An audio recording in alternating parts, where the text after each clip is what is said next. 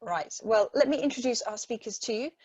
My name's Helen Gavin. I'm based in the Environmental Change Institute at the University of Oxford, and I work on the programme for integrating renewable energy.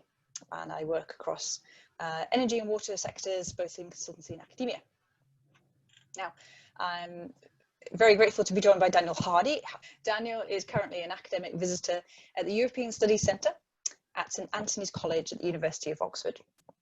And as a member of staff of the International Monetary Fund for most of his career, he worked on macroeconomic and financial sector policies in a wide range of industrialised, emerging markets and developing countries. And he's undertaken research on topics such as cross-border policy coordination, credit market behaviour and stress testing. Now, Daniel will speak first, and then he'll be followed by William Todt. William is the Executive Director of Transport and Environment.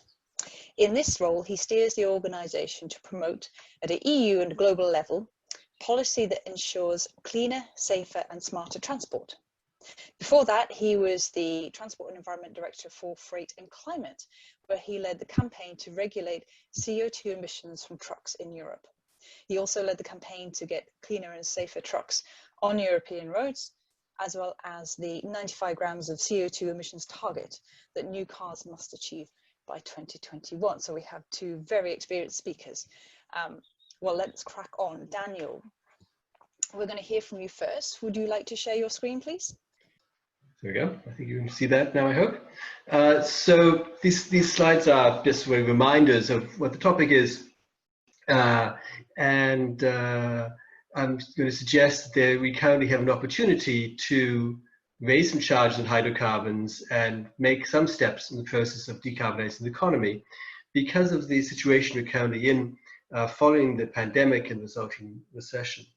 Now, the challenge is that it's fully agreed that some forms of higher carbon pricing, particularly higher pricing of hydrocarbons and fuels, is necessary, but these are deeply unpopular. Taxes generally not too popular, but these ones often have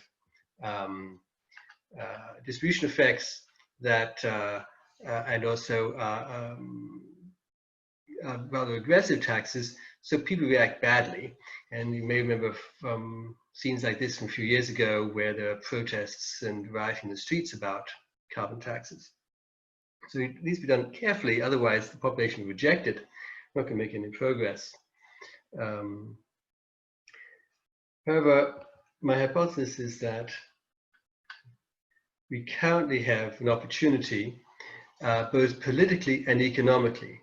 I'm saying it's politically maybe more possible now to at least start this process or take some more steps in this process, and also there's a special economic rationale given the macroeconomic situation which most countries find themselves in. Now, the COVID-19 pandemic and the subsequent recession has caused a big collapse in demand for energy, and particularly crude energy prices have gone down very sharply. This chart, I think in blue, shows the price of Brent on the benchmarks. You see it dropping from $70 in 2019 towards the end down to $10. Some crude actually had a negative price at a certain stage. Is now recovered to about $40. So a third below what people were used to in recent years. You see similar things for gasoline. Also, this little box over here shows the forward prices, what people expect to happen. No one expects the high oil prices to go back up suddenly. We're here for this fairly low price for a while. Something similar happened in gas. The red line is the European gas price, which reached its lowest level since I think 2002 in nominal terms. A consequence of this was losses in the energy sectors, with the hydrocarbon sectors, a reduction in supply, which helped price recover a bit, and also reduction in investment.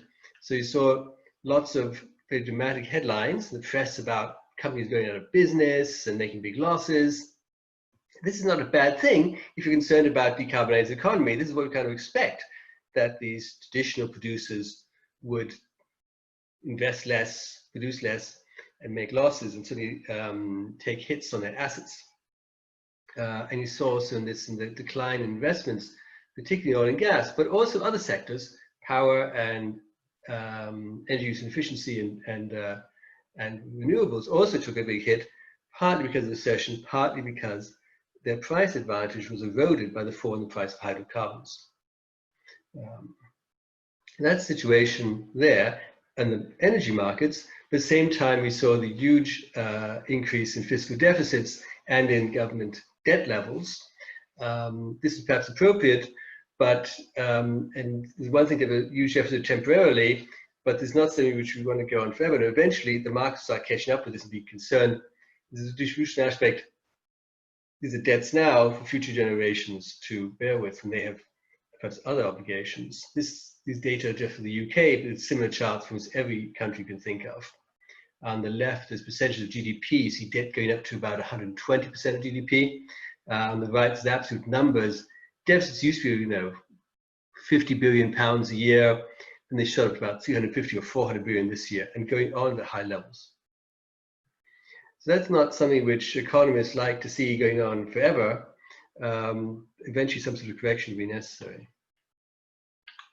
The hypothesis is that this combination of the low hydrocarbon prices and the big fiscal needs suggests that you can seize this opportunity and opportunistically raise hydrocarbon prices a bit, at least, to roughly restore prices to the levels of before the crisis, about the end of 2019, which corresponds to a charge of about $20 a barrel on crude.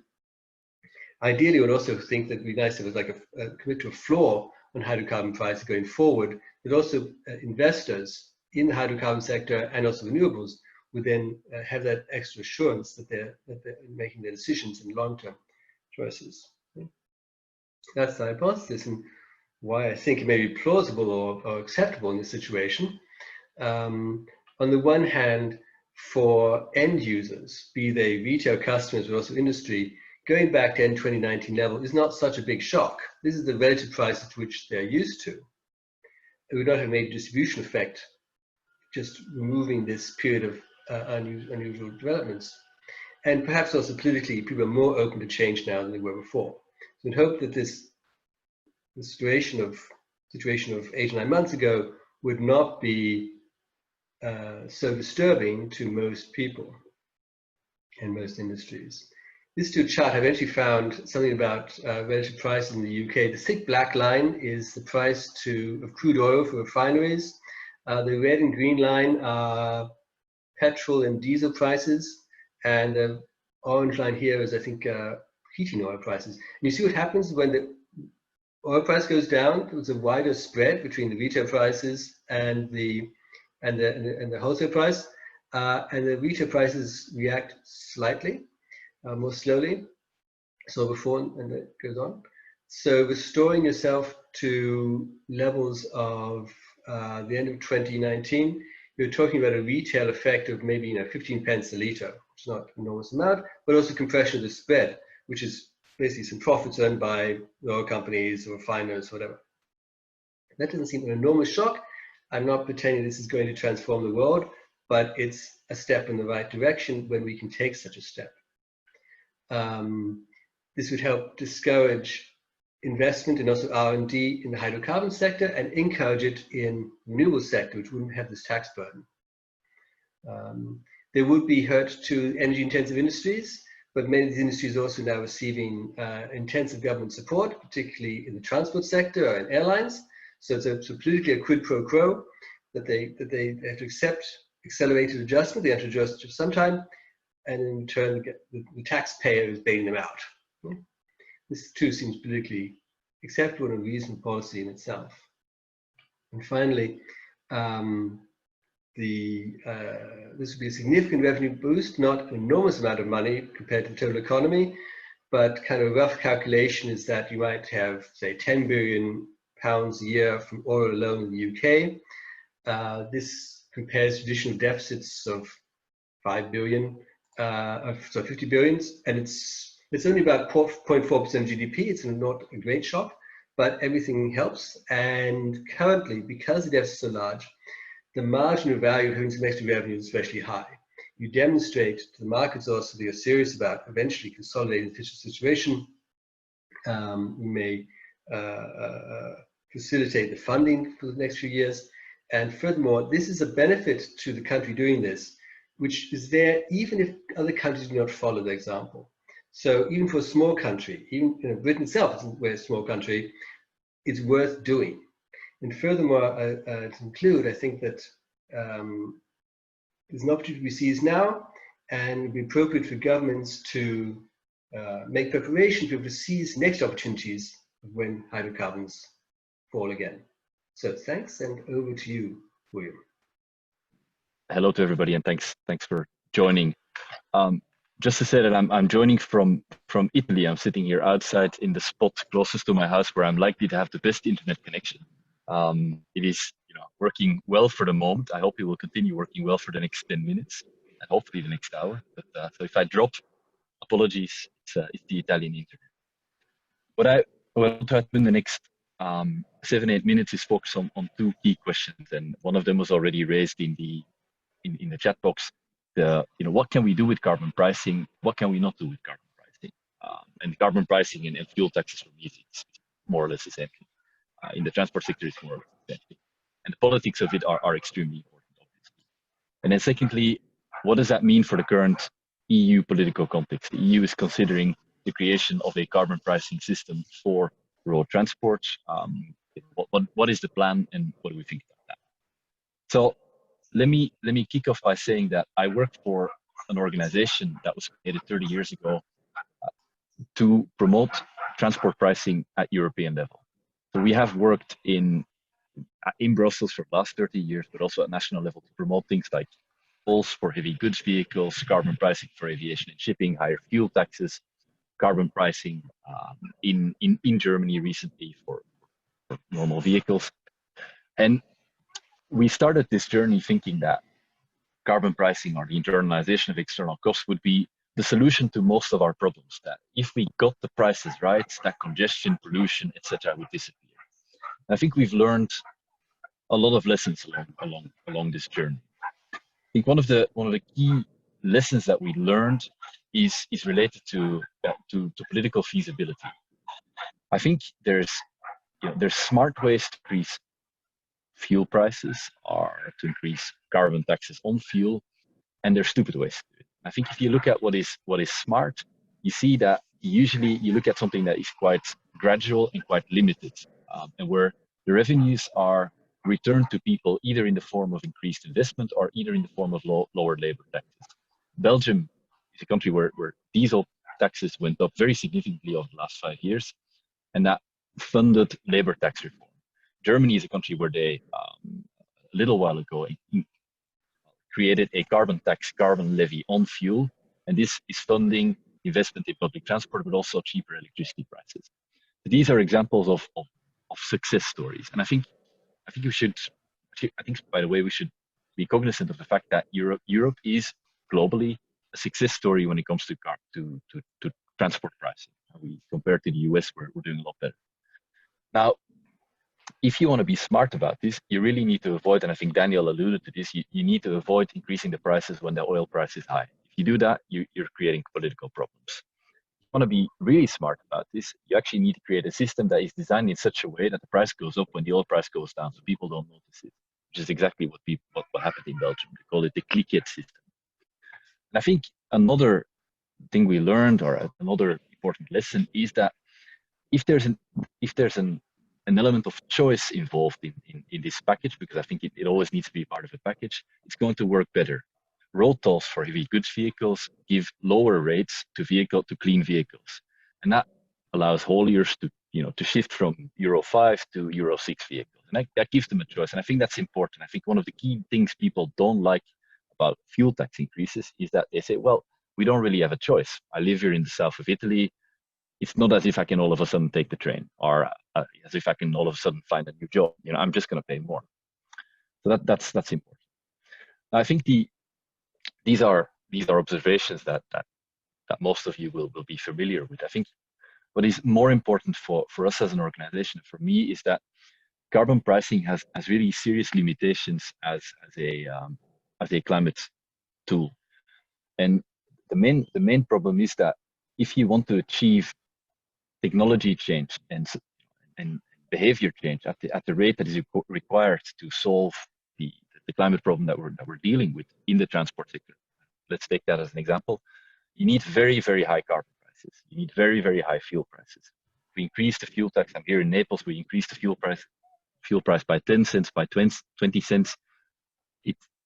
This is not going to solve the problem. We need to increase the fuel price much, much higher. And then maybe people will shift to public transport, bikes and electric cars. But it's going to be a very messy and difficult transition for people because that choice is not really there right now. And before this actually happens, they will revolt. So I think the main argument I'd like to convey is, and that relates to the poll question, is that we see carbon pricing in transport mainly as a complementary tool. It is useful. It is a great revenue raising tool. It is, it makes absolute sense to continue pushing for green tax reform, but it is not the primary focus of climate policy in transport. The primary focus of climate policy in transport needs to be, also because of the fact that we have less time than, back in 1990, we have plenty of time. Right now, we have, in essence, we have a decade to solve this problem. By 2030, we need to have all the building blocks for a decarbonized economy in place, electric vehicles, trucks, decarbonized heat, all of that needs to be in place. And I think the way to get there is through command and control measures. That's a very ugly word, but if you look at where we have been successful, we have been successful in renewable power. We have recently been successful in electric vehicles. Why is Tesla a success? Is that because of high fuel prices in California, or is that because California had a zero emission vehicle mandate? I think the answer to that question is quite simple. Now, of course, it is good to have a bit of revenues to support the transition, to build the infrastructure subsidized, but that's not the main thrust of your policy. So that's for part one. This is how we look at the role of carbon pricing in transport in accelerating the transition that we need. Now, if we look at the European context, the EU context, I should say now, Europe is UK plus EU. If you look at the EU context, the Commission has announced a few weeks ago that it wants to increase its climate ambition, the climate ambition for the EU, from -40% to -55%. A really important part of how they want to achieve those goals is by including transport in the EU emissions trading system. Now, there are two reasons why the Commission wants to do this. One, because the leader of the Commission, Ursula von der Leyen, a German, genuinely believes that carbon pricing is a key part of the answer, of the solution. But the other part of the explanation is that, and here I don't want to go too much into detail on the intricacies of EU climate policy, but in Europe, in EU, either a sector is covered by the emissions trading system or it's not covered by the emissions trading system. The power in the industry sector are part of the ETS. So France is not responsible for power sector emissions or for industry emissions. France is responsible for transport, buildings, and agriculture emissions. However, if we would include transport into the EU ETS, the French would no longer be responsible for transport emissions, which would be quite convenient because the Commission needs to convince the French to sign up to this higher climate ambition, which will be a lot easier. So that's what's playing right now at EU level. We will have a discussion for the next 9 months, and then the Commission will come with a final proposal. We can discuss later what we expect will happen. Now, I think I need to wrap up here, but quickly to say what we think would be a more sensible approach than put transport fuels essentially together with power and industry in one big system is building on the lessons that we've learned over the last couple of years, is to create a much more limited, toned down system at EU level. It can be an emissions trading system, which that has benefits because you don't need unanimity for that. And it is a system where the fuel prices would slowly and gradually increase in the next couple of years. So it would act mainly as a revenue raising instrument in the way that Daniel described. But then at some point, you could, right now, 2030 looks like a good tipping point. At some point, the aims of the scheme need to change, because at some point there will be choice. By 2030, in the UK, maybe 100% of vehicles will be electric. The ones that are sold in Europe, around 50%. By that time, you really have choice. By 2030, you can start increasing the prices much more radically. I think by 2030, you will also see that demand for oil, and demand for oil is already going down and stabilizing, but by then it could start going down quite fast if we are successful, which is of course the objective of climate policy. And so there's a risk that we end up in an era of very, very low oil prices, which would of course be, that would be a problem. So there I support what Daniel said. I think after, in the next years going towards 2030, it would be useful to have a floor price to make sure that fuel never becomes cheaper than €1, €1.20 at the pump. So those, those are the ideas that we have. Those are the ideas that we are promoting at EU level. I look forward very much to discussing those with you. So questions about aviation and shipping, but I'm sure we can deal with them during the debate. Thank you. Great, thank you very much, William. Some people are putting their questions and comments into the chat pane, so I do encourage everybody else to do so, because now we're moving into the Q&A session. So this is where I'll be picking up the items in the chat pane and addressing them to Daniel and William. And just immediately, William, somebody asked, could you just repeat what you were saying about the inclusion of transport under the European Union emissions trading scheme and what this means for company direct responsibility, just to restate what you said there. Thanks. So the way it would work is they would not include cars and vans and individual vehicles or company fleets into the EU ETS. What they would do is they would include fuel sales into the EU ETS. So essentially they'd make the oil companies responsible for buying allowances for all the fuel they sell in Europe. And depending on the carbon price, that would then create a cost which the oil companies would pass on to consumers. That's how it works. Okay. That's very much the way the EU aviation ETS works. Okay. Well, thank you. So raising prices, in my mind, also is politically sensitive, but also socially and economically sensitive as well. So, Daniel, can I ask you, if there is a higher levy on petrol pump prices, is that not regressive? Is it just going to hurt those people who do not have a choice necessarily to use a different form of transport? Is it the best approach that can be taken? As I think William emphasized, the idea is not just to raise revenue, but also then get used in various ways, and so there'll be some compensation for losers, or relative losers. But that is true. But also there's, for example, also various rents along the way. You saw like the wedge between the wholesale price and the retail price widened during the recent period.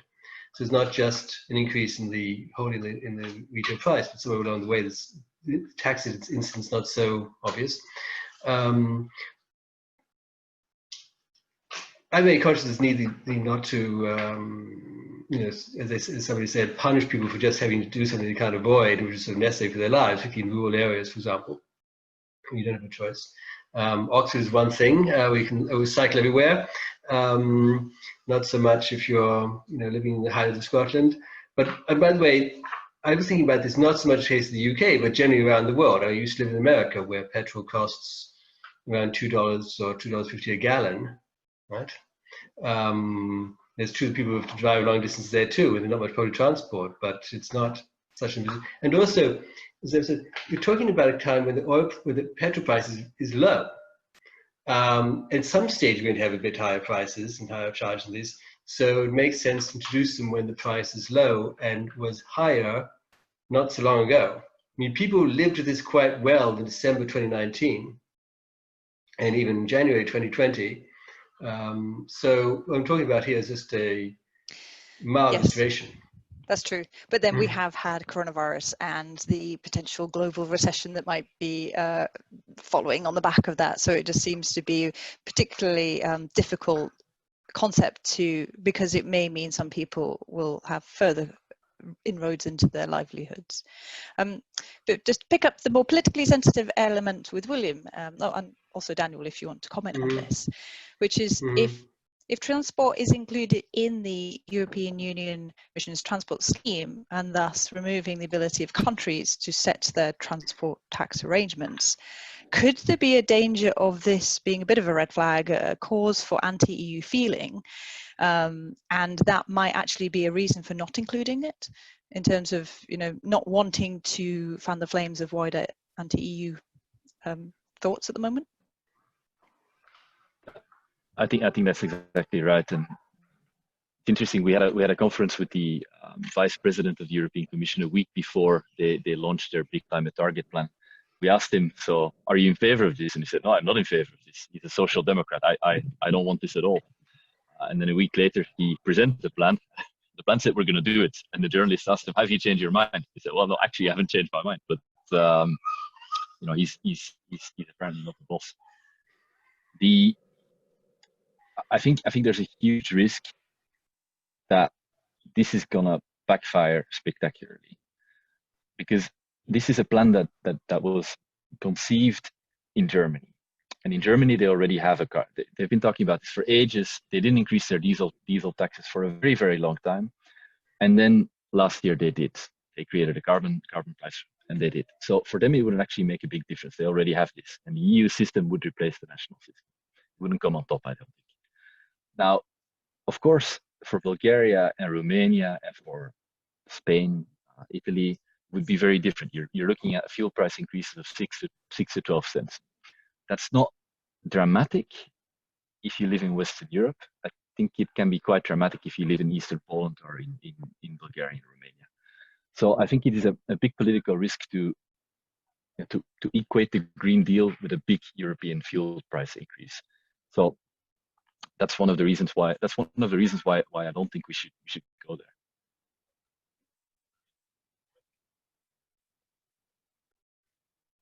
Have we lost Helen? Perhaps. He warned us that we could lose her. Yeah. Again, I have this more macro perspective that there's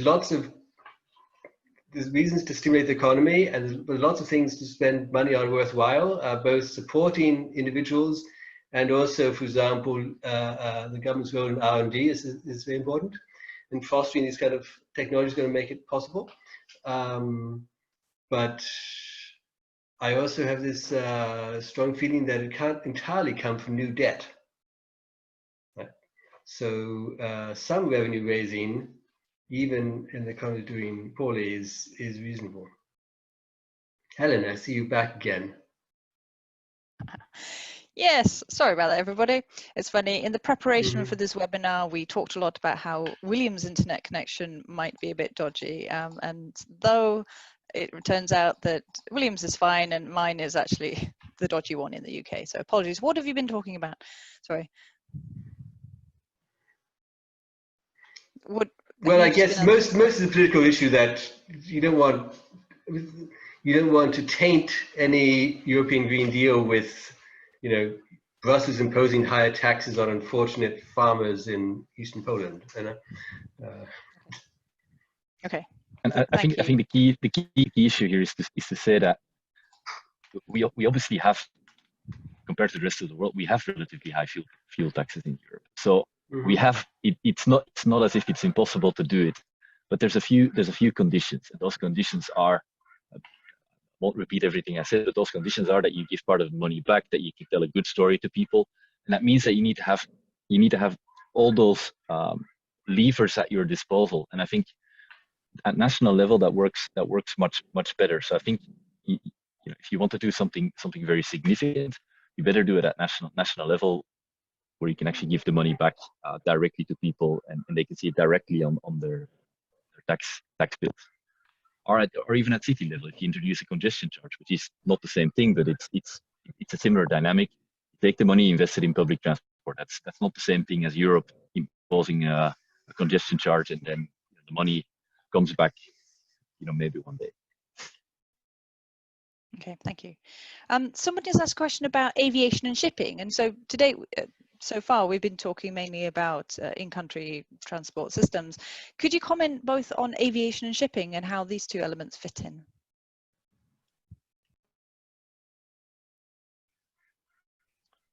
Happy to do so. I think that fundamentally it remains true that that only carbon pricing cannot be the solution for aviation shipping, because ultimately we're not going to price aviation shipping out of the market.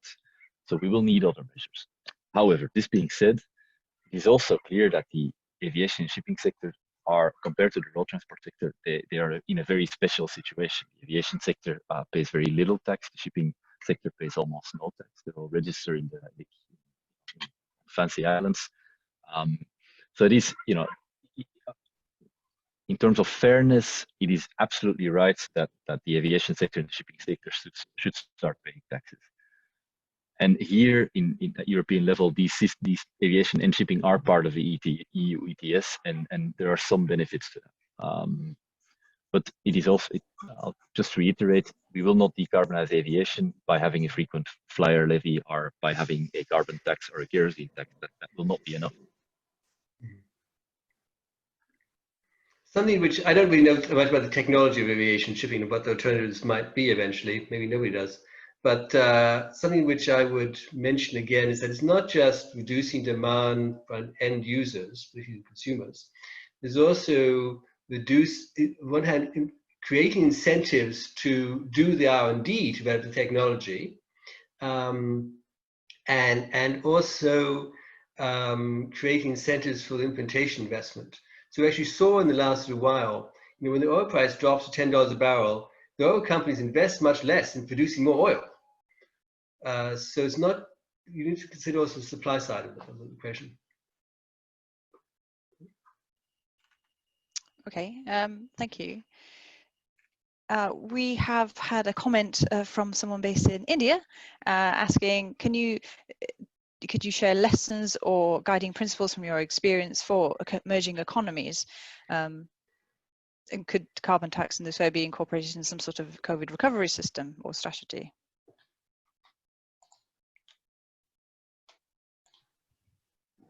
Maybe Daniel, maybe you're better placed to respond to that question. I need to think a little bit about what if anything is special about emerging market countries. I mean, there too, there's a similar distribution issues. Often poor people rely upon quite polluting transportation systems in towns, and there's also agriculture very important there.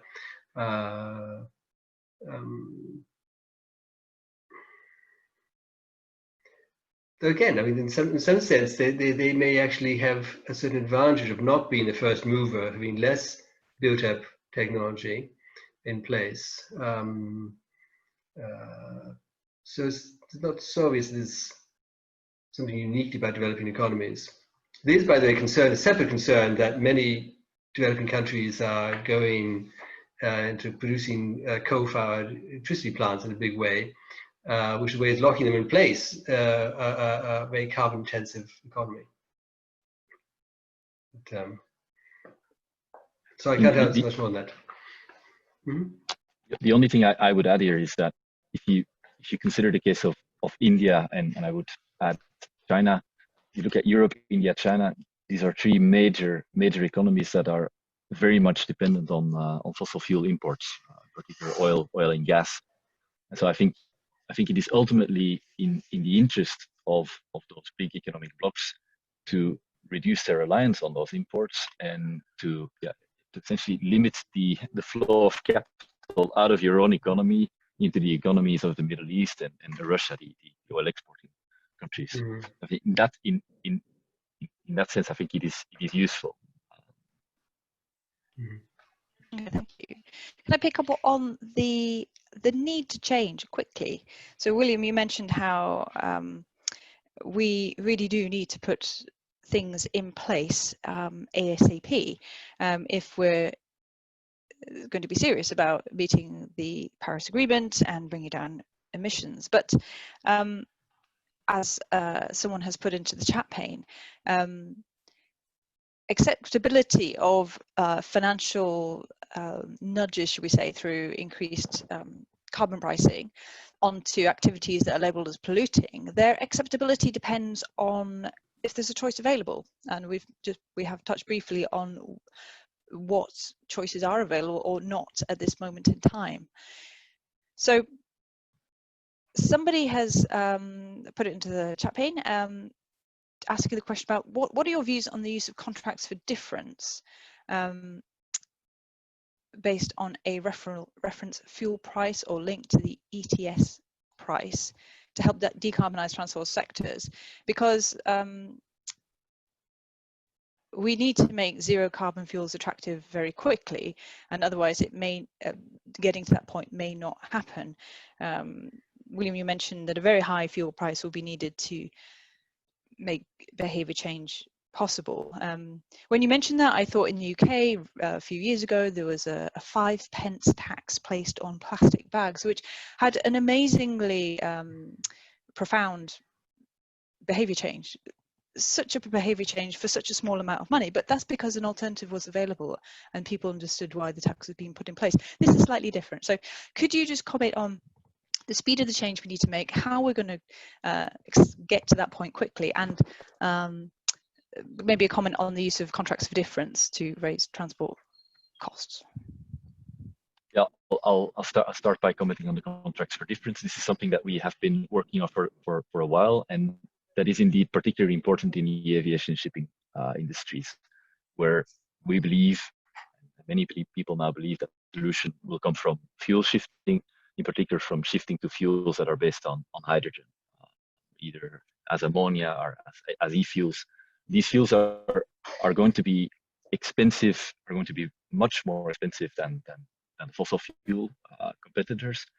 And so we will need more than support for building up supply chain. We will actually need operational support in the first years, and maybe for a long time. That's where contracts for difference, feed-in tariffs are super important. And I think this is actually one of the things the Commission is considering, using the ETS revenues of the shipping sector, which will be included, to finance investment in hydrogen, etc. Now, to comment on the other question, which I think is a bigger question, I think let's take a concrete example. So the UK is considering a complete shift away from combustion engine vehicles. So there's a discussion about whether that's going to be 2035, 2030. A similar discussion is happening in Europe. How do you achieve that? You can actually achieve that through a carbon price, but then you would need to make fuel really ultra expensive, so that both the consumers, the people that buy cars, and the producers, the people that produce cars, you really get the message. So you need to go up very, very fast. An alternative approach, and that's the approach that we've been taking in Japan, in the US, in Europe for decades actually, but rather timidly, is to introduce CO2 standards, or fuel efficiency standards, or zero emission vehicle mandates that you place on the manufacturer. So you make the manufacturer, a big company like Jaguar Land Rover or Volkswagen, you make them responsible for making sure that in 2030 they do no longer sell combustion engine vehicles. Now, the advantage of this is that these big companies, they have the ability to invest. They have huge budget. They have engineers. They have the ability to invest over a 5 to 10 year time frame. And it is also politically much more achievable to regulate, let's say, 10 car companies than to impose a massive fuel duty hike on 500 million Europeans. So I think part of the answer, and that's where we place most of our where we focus most of our work, is you focus on the big industries that can make the big investments. And actually the same thing will apply to fuels. If we want the big investments in hydrogen, in e-fuels, in ammonia, we will at some point need to make the energy companies responsible for actually driving this transition. This is their business. Just answering complementing that, but also answering a question that was posed. Industries sort of have been set up based upon what the typical prices are, and in the last few years, say for instance, oil was in the sort of $60 to $70 a barrel range the last few years. There are long-term swings in that. So in some ways, going back to what the industry is used to and making sure it doesn't drop dramatically again, with the idea of a floor, is actually reduces adjustment costs and actually makes the R&D and investment planning for even those energy-intensive industries easier. So though these industries are currently have been suffering losses and so on because of the recession, in terms of their long-term planning, it's almost better for them to know than know roughly what the energy price is going to be, rather than accept the uncertainty. Okay, thank you. I have a question about a more general question here about more education. So where should the major push be in green education and issue raising in the key financial sector? Daniel or William, do you have any thoughts on that?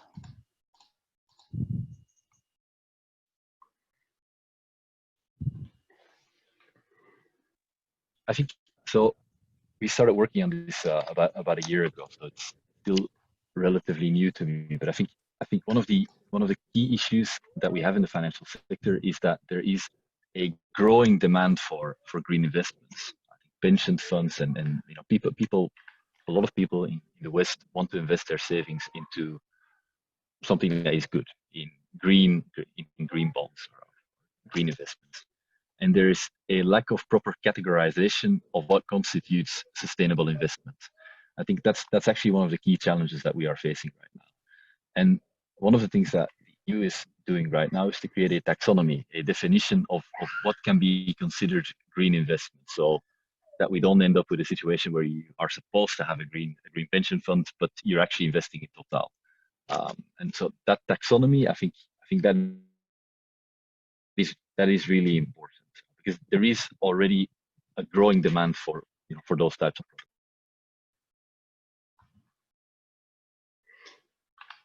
Yes, just to complement that, indeed, I think the education of the public and the transparency which comes from such taxonomy is crucial. The people who want to do this can do it. And also, even if you're not just public spirited, you think, well, you know, what is in my long-term interest, the interest of my children, perhaps? You know, how do I invest in a way that's not going to become a stranded asset down the road or whatever? I've worked a bit in the area of green bonds and green financing. I think it's an instrument, but in itself, it doesn't change much on the ground. You know, in the first best world, we'd have the emission standards, we'd have the carbon taxing, whatever. So we wouldn't need to have especially green bonds. The bonds are just bonds, and equity would just reflect the actual total prices of total costs and benefits of these different projects. It is about the second best tool we're talking about here. Okay, then would you say then there's a role for much more engagement and knowledge sharing between different players, from the financial sector to the to people putting forward green or clean energy programs, so that basically more people can become aware of where opportunities are? Or is it something more structural than that? Should we just leave it to individuals to try and find out where good investments could be made in the kind of green sector, or should it be more institutionalized?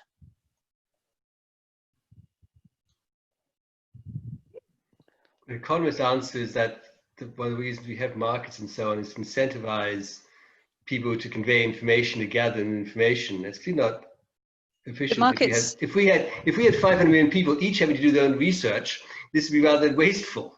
So the idea is that some people can have expertise and share it with others through education.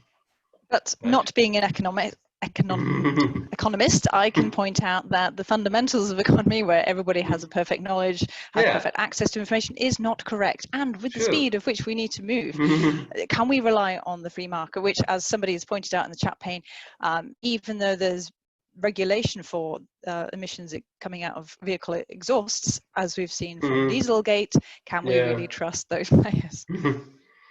We're not disagreeing. I'm just saying that I don't think that we can't leave it to every individual or hope that every individual is going to like discover all this information for themselves. But William, would you like to comment on that? Well, I support what Daniel said. I think what is really important is that in the phase that we're going to go through in the next couple of years, I think public investment is going to be incredibly important. So governments are stepping up, and the private sector is being forced to invest less because they have less money. I think public authorities have an opportunity to set a good example and to actually start using the the taxonomy is a voluntary tool. It's something that people can use, that you can use to define what is green. It's not mandatory to invest your money in green, but I think governments have an opportunity to give the right example. That's one of the big discussions or battles that we have currently at EU level. The EU has come up with this 750 billion euro recovery plan. A lot of that money is going to flow to France, Spain, Italy, Poland. And the discussion is, what can you use the money for, and what can you not use the money for? So here in this case, when you're talking about taxpayer money, public money that we're essentially borrowing from our children, I think there we can be much more, directive. I think there we should really exclude a number of things such as fossil fuels, combustion vehicles, etc. Thank you. Okay, we have a comment saying, from the perspective of energy-intensive industries, why is adjustment to a carbon tax easier during or coming out of a crisis than at the peak of the business cycle, when it could be argued there's a lot of spare productivity to fuel that investment? Pardon the pun. Well, I tried to touch on this earlier, namely the notion is that it's true that, when companies are flush with cash and so on, it's easier for them. And there's lots of employment opportunities, that some ways adjustments easier. We're talking about here as though is in some ways not forcing adjustment by end users by restoring the price of what it was 9 months ago, but to some extent maybe the lock-in price adjustments really taking place and has reduced production capacity in the hydrocarbon sector. So it's true that adjustments easier when you're well off, but in dynamic context, that's not quite the right characterization of the current circumstances. Okay, because we're trying to, in some ways, we're trying to prevent people getting used to really cheap petrol.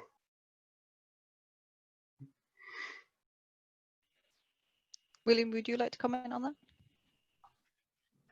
I think partially what we've seen after the last financial crisis is that governments, once the worst of the crisis was over and they were trying to balance their books, they started looking at all forms of fuel taxation. So in a number of EU countries, in Italy, in France, in Belgium, fuel taxes were increased. And often in those countries, environmental arguments were used as a justification for this, but it was mainly about balancing the books. And I think, and that's all right, because I think in the end, it is an intelligent. The discussion is not whether it is intelligent to tax hydrocarbons. It is definitely a good idea, and the more of it we can do, the better. And especially in Europe, I think in the US or in Saudi Arabia, this would be a somewhat different discussion. But for us, we import 90% of our oil from the Middle East and Russia. There's not just the economic and the industrial concerns, but there's also, I think, real security and human rights concerns here. So the more we increase fuel prices, the better. The question is how, essentially it's a very, very political question. And I've been participating in these debates where we're environmentalists and academics and economists all agree that carbon pricing and fuel price increases are a wonderful thing. And then then we convince one or two politicians to propose it, and it doesn't happen. So I think one of the reasons why I'm less positive about it here is one that experience, but also because I think we need to get more intelligent about what we propose. And I don't think at EU level currently, I really don't think it's intelligent for the NGO community to encourage the Commission to impose a big fuel tax on Europeans. That's really not the top priority. I think we should say that out loud as well. Not the top priority, but complementary to other measures. And also, I think Williams also emphasized the difference between countries. I mean, fuel is already pretty heavily taxed in Europe, right? Particularly transport fuel, right, as opposed to heating fuel, and petrol-based, oil-based products. One thing, by the way, which I'd like to remind people, is that one of the things what people enjoyed about the partial lockdown was reduction in air pollution. And this applies also in emerging market countries, in my experience, quite a bit, where they have these two-stroke motors make the city is pretty unbearable. So in terms of education, is also had that not only classroom education, practical experience that is nicer when there's less road transport, also better for your lungs. Indeed, and I would say quantitatively, it's nicer in that longer term, it will reduce the impact on health systems of that country. Personally, living next to a busy road, the noise element as well as the air quality is a fundamental issue with roads. We are running out of time. I just want to do one quick question. So this is very quick off the top for you. We have a comment here that the International Monetary Fund are calling for a carbon tax of $75 per tonne of carbon. Do you think there's any realistic prospect of getting anywhere close to that, given what you've both just said?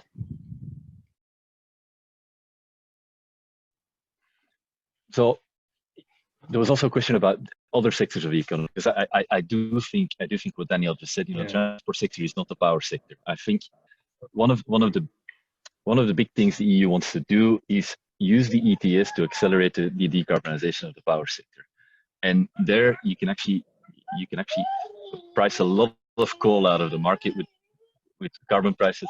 That's my son, by the way, if you hear him on the background. You can really achieve a lot with carbon prices of 30, 40, 50 euros a ton. And I think I saw Carbon Tracker assuming that if the EU would go for a minus 55% reduction goal, that 45 to 55 euro per ton carbon price would be the result of that. So I think 75 is perhaps a bit high, but towards 50, I think that's certainly achievable.